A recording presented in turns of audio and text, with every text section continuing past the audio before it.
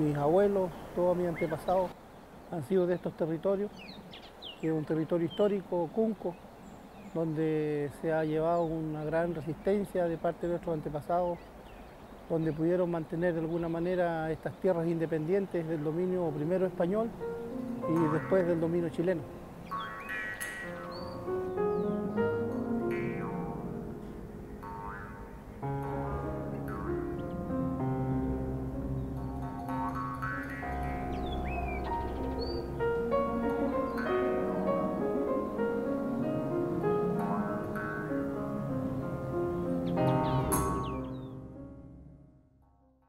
Marimari pu peñi pulamien, yo me llamo Ervin Aguas de Humacán, soy originario de acá del territorio de Los Juncos, la comunidad de donde yo provengo se llama Quillipuyi.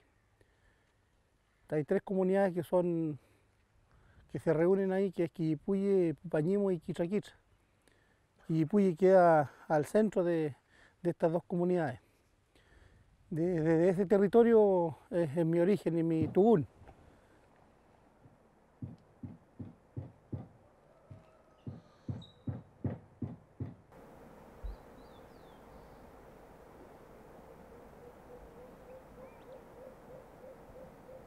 Guti,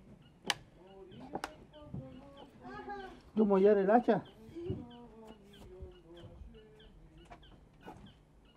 Primero hay que señalar que eché gente y mamule madera. Podría entenderse como la gente de madera. Las crónicas españolas describen a los Xemamul como algo que tenía que ver en relación cuando una persona fallecía. Pero también se habla de otros símbolos que los mapuches levantaban afuera de sus rucas, afuera de sus casas, y que de alguna manera eso representaba el cunga o el linaje de donde provenía.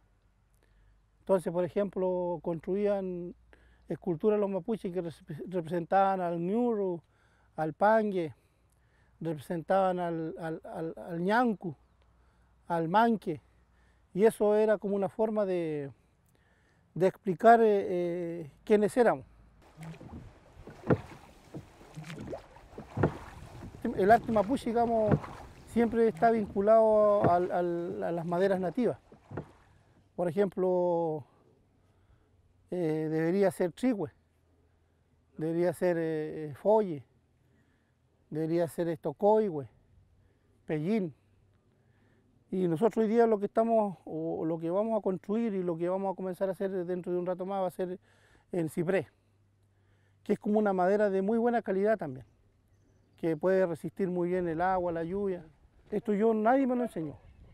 Esto es una herencia de nuestros antepasados y que viene a través del cupalme, de la sangre, del moifún. Yo tenía un bisabuelo que era José Miguel Agua, y él hacía todo tipo de trabajos manuales. Tengo algunas piezas todavía guardadas de él que las construyó. Y yo de niño solo comencé a trabajar. Solo me entendía cuáles las maderas eran buenas, otras no, las que servían. Entonces esta es una herencia a través del cupalme y que vuelve a nacer, pues, como vuelve a nacer el cupalme de un lonco, de una machi, también de un maichino o de un mamulche, que se llama este trabajo.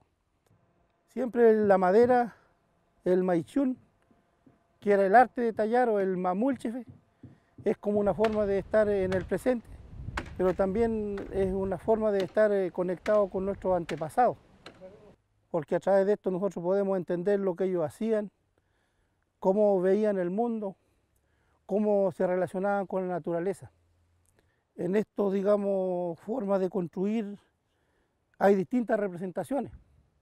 Por ejemplo, está el Huentru Mamul, que es el hombre, el Zom Mamul, y también está los Pichiqueches, que también se representan en esta figura de madera.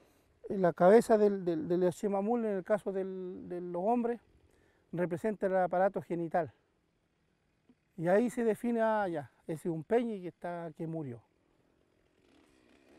Y en el caso de la mujer tiene otra forma en la cabeza para identificar, así como los mapuches lo hacían a través de los chaguay, de los telares, de los símbolos. Ah, decía, esa la miene soltera, por ejemplo. Ese peñe, digamos, a través de su luñimín de la manta se sabía qué era. Porque cada vestimenta que usaba nuestra gente tenía una identidad, tenía un mensaje. De hecho, los pueblos antiguos, que mucho se habla de eso, no tenía una escritura como la comprende la cultura occidental, pero sí tenía una forma de ñimicafe, pues, de escribir, de transmitir a través de los símbolos, y era un lenguaje.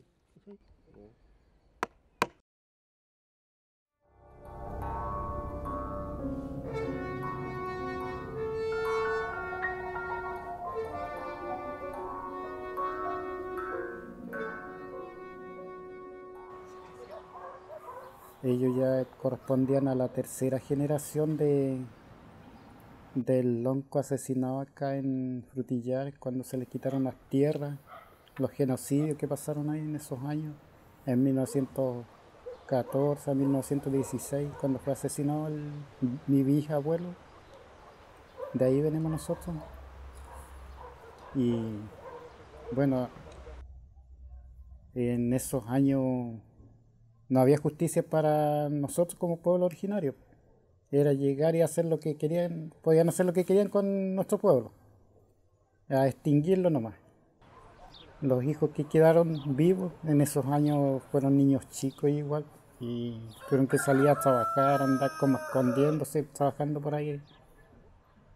Después que se les usurparon las tierras, se les quitaron, y de ahí provenimos nosotros, y después esos niños crecieron igual. Por ahí anduvieron y de eso vivieron. Más que nada fue para sobrevivir, si no había otra. No había otra causa de vida. Que no tenían nada, pues no tenían las tierras donde trabajar, establecerse. Así que la vida fue obligada a andar de donde se pudo.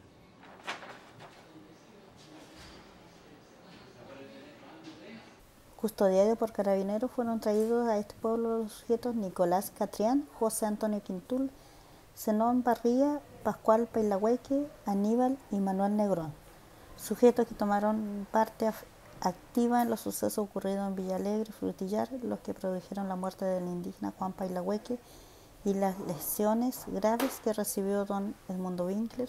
Pascual Pailahueque venía herido de gravedad, por lo que fue conducido directamente de la estación al hospital. Todos los sujetos mencionados fueron aprehendidos en Villa Alegre por los carabineros, y otros individuos más que tomaron participación en este delictuoso hecho huyeron, pero son perseguidos con toda actividad.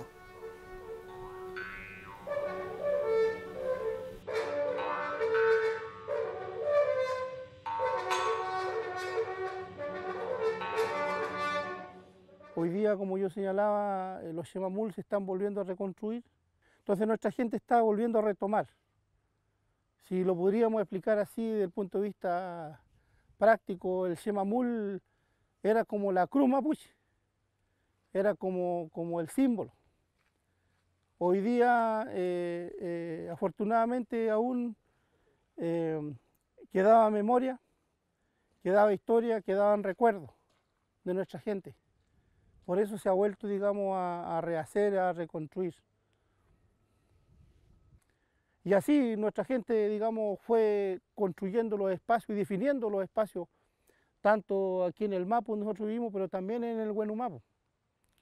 Y en el Huenumapu se entendía de que existía un mundo tan similar como está acá abajo.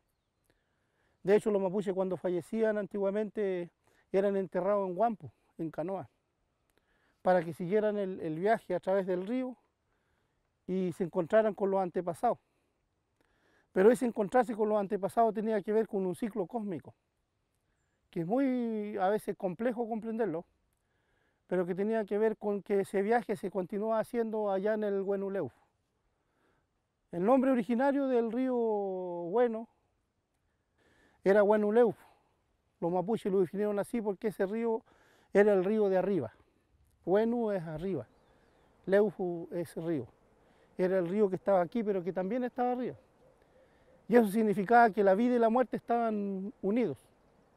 Los mapuches eran enterrados en Huamp, eran dejados en el túnel, el cementerio, y luego comenzaban el viaje hacia el Huenuleufú.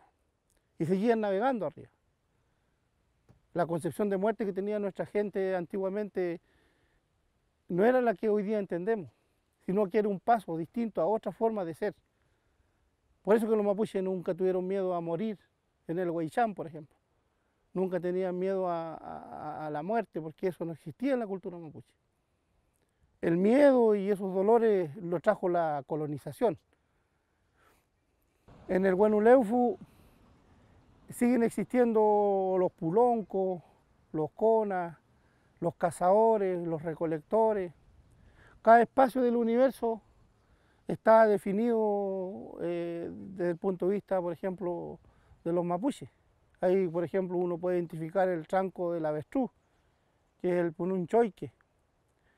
Y otros espacios que los mapuches lo tenían definido, que decían: allá anda cazando nuestro antepasado, allá anda de a caballo nuestro antepasado. O cómo observaban el movimiento de las nubes antiguamente. Yo me acuerdo que cuando era niño todavía los mapuches decían: cuando las nubes avanzaban hacia el norte, están ganando los mapuches la guerra, decían. Y cuando las nubes avanzaban hacia el sur, que los mapuches estaban perdiendo la guerra.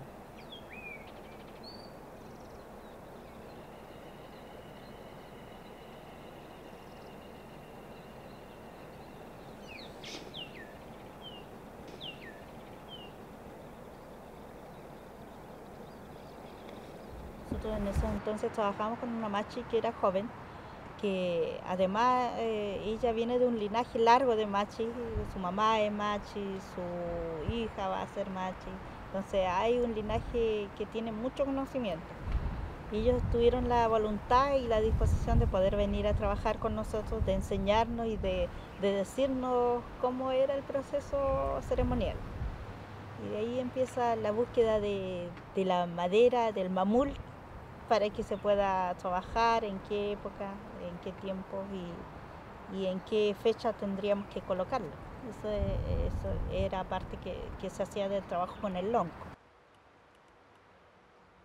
Despedir a nuestro papá como lonco del LOF, haber asumido recientemente como lonco, fue pesado. Y igual yo creo que el negüen que él nos ha dejado, igual uno está obligado a asumirlo, porque mi papá, igual descendiente del lonco ancestral, igual tenía ese negüen fuerte, igual nos dejó enseñado muchas cosas a nosotros, como familia, como hermanos, como los. Y así que hoy día quiero decirle a mi papá, si lo está escuchando en algún momento, que la comunidad sigue participando, sigue trabajando con todo lo que él nos dejó enseñarnos en su época de vida acá en la tierra. No a todas las personas se le hace un chemamul. Él es descendiente, como decía el lonco acá, de lonco y de machi, por lo tanto era necesario hacerlo. Generalmente se le hace a los descendientes que son de autoridades ancestrales y que son ellos los que de una forma u otra han transmitido ese saber, ese kimun que decimos nosotros, ¿cierto?, a sus ancestros. Y decía un chachay que hay personas que no transmiten el conocimiento a sus nuevas generaciones, por lo tanto se trunca el conocimiento, se trunca el saber. Y en este caso nuestro chachay, él sí transmitió el conocimiento, tuvo la fuerza, la voluntad y también el conocimiento de transmitirlo, porque si no, no hubiésemos sido lo que somos hoy día, o no hubiese quedado nada, ya hubiésemos estado extintos nosotros, ya no existiríamos como LOF.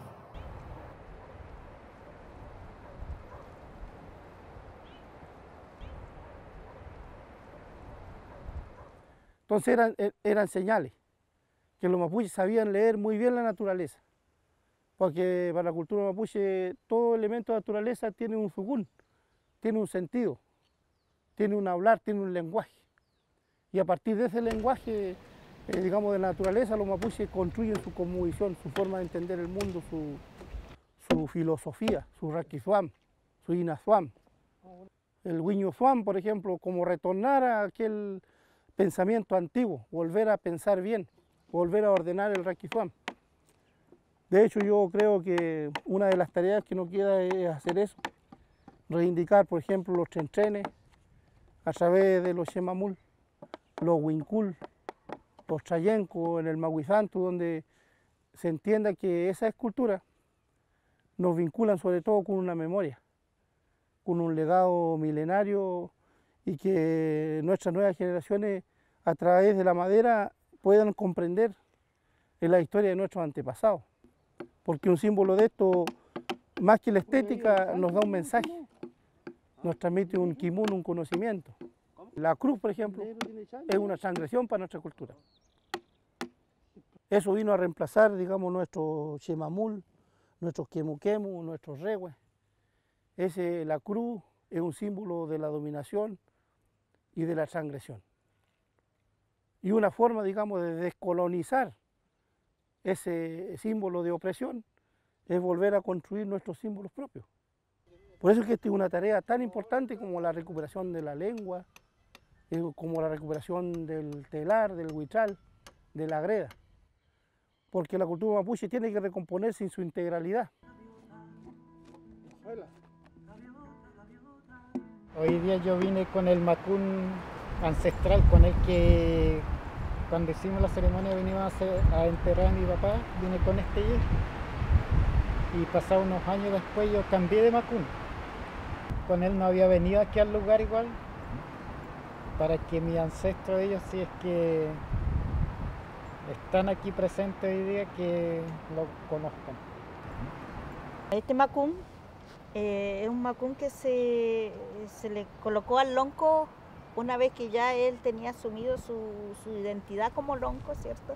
Y este macún acá abajo tiene un hueque, que significa la descendencia de nuestro linaje, que significa Payahueque, Guanaca tranquilo. Y la simbología del lonco, el camino, el sendero que tiene acá de los Tsaricán, significa que él es descendiente del lonco, ¿cierto? Y además el lonco, ¿ya? Cada uno de las líneas que tiene aquí, ¿cierto?, simboliza un color de la naturaleza. En este caso el trabajo de la tierra, ¿cierto?, que está simbolizado con el color café y que en sí simboliza la madre tierra, la Ñuque Mapu. El verde, que significa la biodiversidad, ¿cierto?, todo lo verde que existe, todo lo que existe en el Nam Mapu. El azul, que representa el Huenumapu, que representa la sabiduría, también el conocimiento, y que tienen los loncos, ¿cierto? Todo eso está representado en su macún, y que este macún en especial está hecho para el lonco, no está hecho para otro lonco, o sea, es único. Los macunes se hacen a través de peumas que tienen los loncos, ¿cierto?, donde se les indica cómo va a ser su macún y qué diseño debe tener, y eso es tremendamente simbólico, importante. Por eso que los macún, cuando se colocan, también se colocan en ceremonias. Esto fue colocado con la machi le coloca su macún, le hace ceremonias largas que duran 4 días, ¿cierto?, y que son tremendamente importante, no solamente para el lonco, sino para todo su linaje.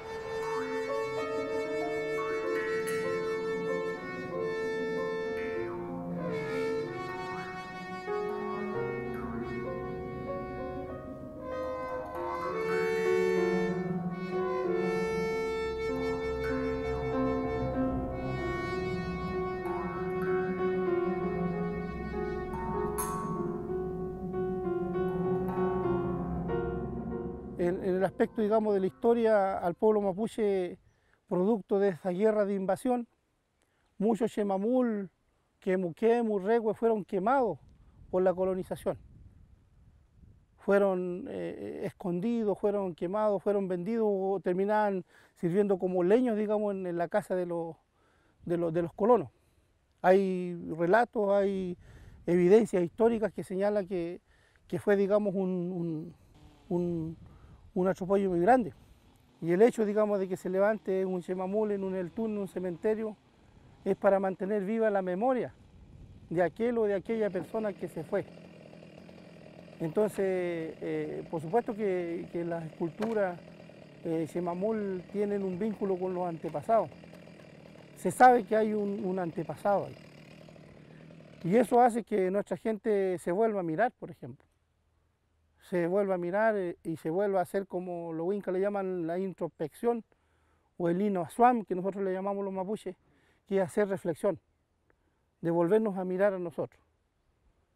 Nosotros hoy día, pero con nuestra gente. Nosotros hoy día, pero con nuestro pasado. Ningún pueblo, por ejemplo, indígena o un pueblo en el mundo puede avanzar sin una memoria. La memoria, aunque el invasor intentó borrarla, es una de las herramientas fundamentales que hoy día han permitido que el pueblo mapuche sobreviva, por ejemplo. Un pueblo sin memoria no tiene proyección. Un pueblo teniendo memoria no le va a pasar absolutamente nada. Es como la salud de un pueblo en la memoria. Si un pueblo no tiene memoria, está débil. En cambio, los Xemamul, como yo decía, siempre están vinculados a una mirada hacia nuestros antepasados. No es que todos los antepasados lo hicieron bien, ni que sea, digamos, lo correcto, pero que sí de alguna manera nos permite decir, de aquel territorio fuimos, de ese Mitubún, ese Micupalme, ahí está mi antepasado en ese Oltún. Yo puedo decir cuál es mi origen, cuál es mi cunga. Si vengo del sol, de la piedra, de la tierra, del viento, yo lo puedo decir a través de una escultura mapuche. A mí no me cabe la menor duda que antiguamente los Xemamul eran muy diversos, más de lo que nosotros conocemos. Seguramente han representado de alguna manera, y esto me lo atrevo a decir en términos personales, no está escrito ni está descrito por los historiadores ni por los cronistas, pero la reflexión me hace pensar de que sí, que nuestra gente a través de los Xemamul representaba su mundo, su ser, su haz, quiénes eran, porque eso permitía también de que un territorio entienda cómo eran en otro lugar, una forma de comunicarse entre territorios.